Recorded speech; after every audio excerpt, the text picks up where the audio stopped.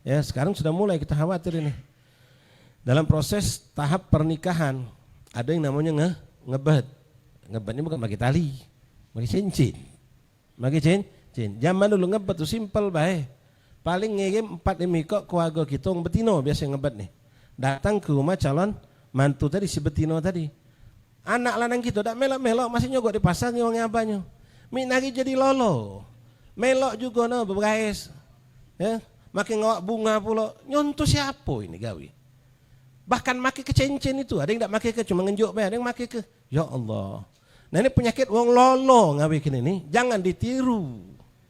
Bahkan sampai ngeluar ke biaya, makai dekor, macam pecah nak pengantin ya. Padahal baru ngikat, ngebet bae. Nah, suka tak suka biarlah anak nanti lolo, anak tak ngomong goblok kan? Lolo. Yang dipelok itu yang benar, yang bagus, yang diridhoi Allah dan Rasul, yang diajarkan oleh salaf. Kalau dia tidak milih yang benar, yang bagus, berarti wongnya lolo. Tak usah dipelok yang macam ini. Ya, jangan dicontoh. Ya, terserah lagi mau payu, tidak sudah lolo. Yang model macam itu, belum kawin. Ngadu ke acara model macam itu. Lanang betina turun. No, dipoto direkam, diviralkan.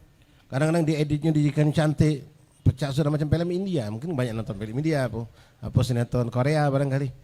Ya, yang jelas itu gawe-gawe maaf artis-artis orang-orang yang memang mereka jauh dari mungkin bimbingan agama. Jangan dipeloi ikhwan. Jangan dicontoh yang seperti itu. Ya, belum lagi hal-hal yang banyak terutama dalam urusan perkawinan. Ini perlu kita hindari. Ya, dijauhkan. Biarlah nak ngatur kita mak manu terserah kita tak nak melok gawe yang macam itu. Nah, menyampaikan di sini